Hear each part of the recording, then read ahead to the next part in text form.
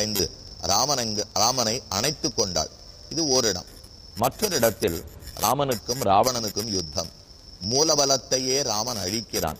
அவன் மெதுவாக சண்டையிட்டால் ஒரு ராமனாக காட்சி கொடுப்பான். வேகத்தை கூட்டினால் 2 ராமர்கள், இன்னும் வேகத்தை கூட்டினால் 3 ராமர்கள். அதிவேகத்திலே யுத்தம் பண்ணினால் ராமன் மறைந்தே போவனாம். ஒருவர் இருவர் ஓர் மூவரென உருவு கறந்து உள்ளந்தோறும் தித்திப்பான் ஆழ்வாருடைய பாசனம். செருக்கடுத்தன்னு திகைத்த வரக்கரை உருக்கட வாளிபொழிந்த ஒருவன் என்று நம்மாழ்வார் சாதிக்கிறார். திருக்கடித்தானம்ங்கிற மலையாள விதேசம். அங்க ராமனை சேவிக்கிறார் ஆழ்வார். திருக்கடித்தானமும் என்னுடைய சிந்தையும் ஒரு கடுத்துள்ளே உரையும் பிரான் கண்டீர். செருக்கடுத்தன்னு திகைத்த வரக்கரை சதுரமா மதில் சூழ் இலங்கை கிரவன் தலைபத்துதிர ஓட்டி ஓர் வெங்கனை உய்த்தவன். அவ்வளவு வீரன் ராமன்.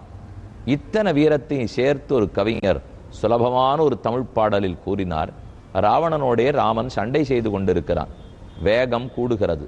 ராமனுடைய வில்லிலிருந்து புறப்பட்ட பாணங்கள் எல்லா தலைகளையும் கொய்து கீழே வீழ்த்துகின்றன. அப்ப எத்தனை பேர் தலை உருண்டு கீழே விழுந்திருக்கும்?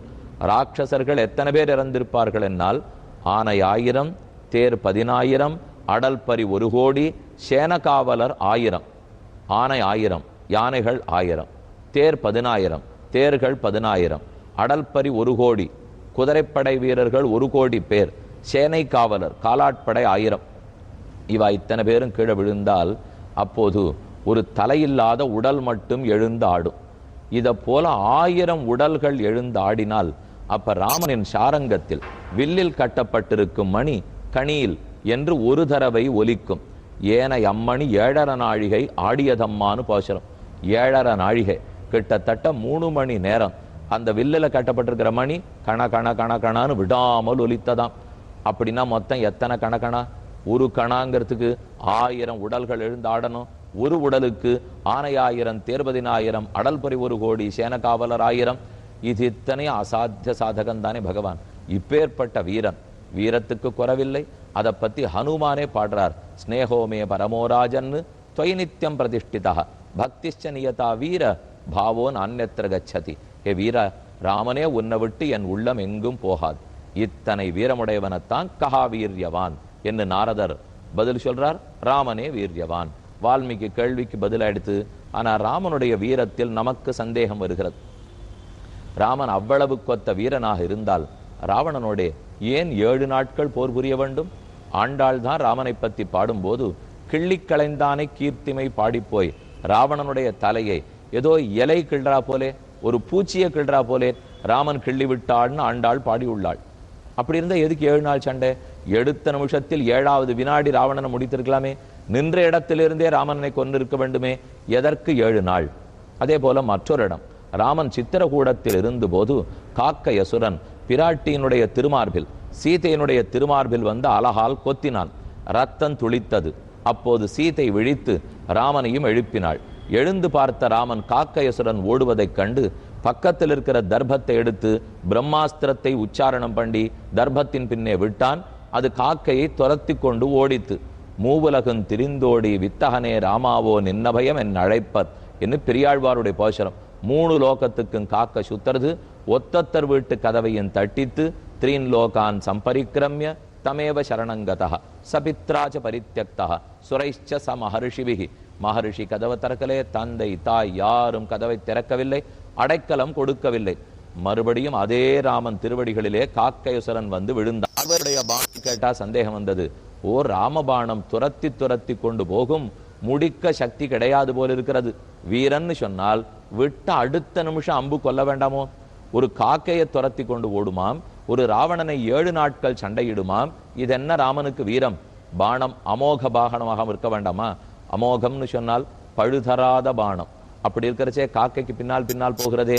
ஏன் இந்த ரெண்டும் ராமனுக்கு வீரத்தில் குறைவா என்கிற சந்தேகம் வரும். வீரத்தில் குறைவே கிடையாது, ஆனால் விவேகத்தில் தான் நிறைவு. ராமனை காட்டிலும் ராமனுடைய அம்புக்கே கருணை உண்டாம். ராமன் அம்பு விட்டு விட்டார், ராவணனை உடனே கொன்றால் அவன் திருந்துவதற்கு வாய்ப்பு கொடுக்க வேண்டாமா? ராமன் எத்தனைக்கத்தனை வீரனோ அத்தனைக்கத்தனை கருணாமூர்த்தி ஆயிற்றே. கருணையே உருவெடுத்தவன். எடுத்த எடுப்பில் நாமா சண்டையிட்டு கொண்டு பலார்னு உடனே அறைய. அப்படிப்பட்டவன் அல்லன். எல்லாரும் பக்தர்களாக வருவர்களான்னு பார்க்கும் ராமன் ஆந்தனையும் வாய்ப்பு கொடுத்து பார்க்கிறார். வாய்ப்பை பயன்படுத்தி கொள்ளவில்லை என்றால் அப்பதான் உயிரை முடிக்கிறாரே தவிர, அதற்காகத்தான் 7 நாள் வாய்ப்பு. கடைசியில காக்கையசுரன் மனம் திருந்தி வந்தானே, போன உடனேயே அம்பு காக்கையசுரனை கொண்டிருந்தால் அவன் திருந்துவதற்கு வாய்ப்பே கிட்டி இருக்காது. அப்படியும் திருந்தவில்லை ராவணன். அப்ப ராமன் திருந்த வாய்ப்பு கொடுத்து தன் கருணையை காட்டினபடியால் தான் வீரத்துக்கு குறவோன்னு சந்தேகத்தை கோணும். வீரம் இருக்கலாம், விவேகம் இல்லாத வீரம் இருக்கக்கூடாது. வீரம் இருக்கலாம், அது கொலைக்கு உபயோகப்படக்கூடாது. வீரத்தை கண்டு நம்மை பயப்படுத்தலாம், காரியத்தை நடத்தி கொள்ளலாம். அப்படித்தான் ராமன் செய்தார். ஆக கஹா வீரியவான், ராமனே வீரன், அவனே மகாவீரன். இனி அடுத்த கேள்வி, கோன்வஸ்மின் சாம்பிரதம் லோகே குணவான் கஷ்ய வீரியவான். 2 பார்த்துட்டோம். தர்மஜ்ஞா கஹ, தர்மம் அறிந்தவன் யார்? லோகத்தில் தர்மம்னு எத்தனையோ சாமானிய தர்மங்களை கூறுகிறோம். தர்மம் அறிந்தவன் யார்? ராமனே தர்மம் அறிந்தவர். அப்படி அவருக்கு நன்றா தர்மம் தெரியுமா? எது தர்மம்? மனைவியோட சேர்ந்து நித்திய அனுஷ்டானத்தை செய்வதா, அக்னி காரியத்தை விடாமல் செய்வதா, சந்தியாவந்தனத்தை செய்வதா, பிரஜைகளை ஒழுங்காக காப்பதா? இதில் எது தர்மம்? ராமனை பொறுத்தவரை தர்மம் என்னால் நாம் நினைக்கிற தான தர்மம் அல்ல. அதை எப்போதுமே ராமன் செய்திருக்கிறார். அது அவரை பொறுத்தவரை பொதுவான தர்மம். ஆனா ராமனுக்குன்னு விசேஷ தர்மம் உண்டு. ஆன்ருஷம்சியம் பரோ தர்மஹ त्वत्तयेव मया श्रुतः. இந்த சீதை கூறுகிறாள், ராமா, கருணை கிருபையே உனக்கு தர்மம். இப்ப நமக்கெல்லாம் கருணையும் கிருபையும் தர்மம் கிடையாது. ஆனா ராமனுக்கு அடியார்களை பார்ப்பது, கருணை காட்டுவது, கிருபை பொழிவது, இதுவே ராமனை பொறுத்தவரை தர்மம். தர்மஜ்ஞா. அப்ப கருணை அறிந்தவனா ராமன்? ஆம், கருணாமூர்த்தியே ராமன் தான், கிருபாளுவே ராமன் தான். இந்த இடத்துல ஒரு சந்தேகம் நமக்கு எழலாம். ராமன் அப்படி எல்லாரிடத்திலையும் கருணை காட்டியிருக்காரா? ஒரு சிலரை கொண்டிருக்கிறார்களே, இன்னொன்னு கூறுவார்கள். இப்போ ஒருத்தர் இடத்துல கருணை காட்டுறோம்னால் அப்படின்னா என்ன அர்த்தம்?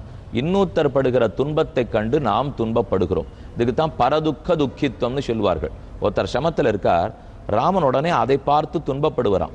அதுதான் தர்மத்தை அறிந்த தன்மைன்னு பெரியோர்கள் எழுதியிருக்கார்.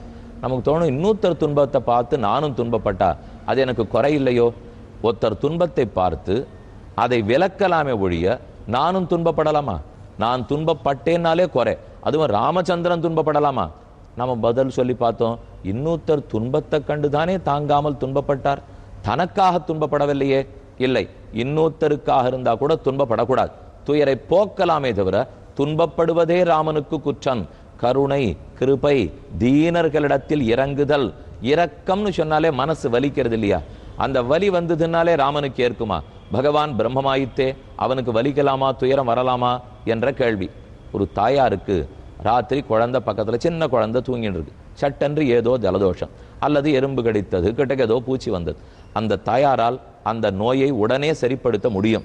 குழந்தை வீல்னு அழுதது, உடனே தாய் பதறுகிறாள். அதை முதுகல தட்டி உடனே அதுக்கு வேண்டிய களும்புகள்லாம் போட்டு, இல்லை ஏதான மருந்து கொடுக்கணும்னா மருந்து கொடுத்து வியாதியை சரிப்படுத்தி விடுறா. ஒருத்தர் சொன்னார், அந்த குழந்தைக்கு வந்த நோயை குணப்படுத்த தாய்க்கு சக்தி உண்டு. அப்படி இருக்கும்போது நோயை குணப்படுத்த வேண்டியதானே? எதற்காக இவள் துன்பப்பட்டாள்? ஏன் பதறினாள்? யார் பதறலாம்? துயரை போக்க முடியாதவர்கள் தானே பதற வேண்டும். போக்க முடிந்தவர்கள் எதற்கு பதற வேண்டும்னா, பதறாம வேலை பார்த்தா டாக்டரா இருக்கலாம், பதறிக்கொண்டு வேலை பார்த்தா தாயாக இருக்கலாம். பெருமான் டாக்டராகவும் இருக்க போறார், தாயாகவும் இருக்க போகிறார். அதனாலதான் புறத்தியாருக்கு ஒரு ஆபத்தினால் தானும் பதறுகிறான். அதுவே ராமன் அறிந்திருக்கிற தர்மம். ஆக இன்று 2 பார்த்தோம். வீரமுடையவனும் ராமனே, விவேகமுடைய வீரமுடையவன். தர்மம் அறிந்தவனும் ராமனே, கருணையே ராமனுக்குரிய தர்மம். மேலும் கேட்போம்.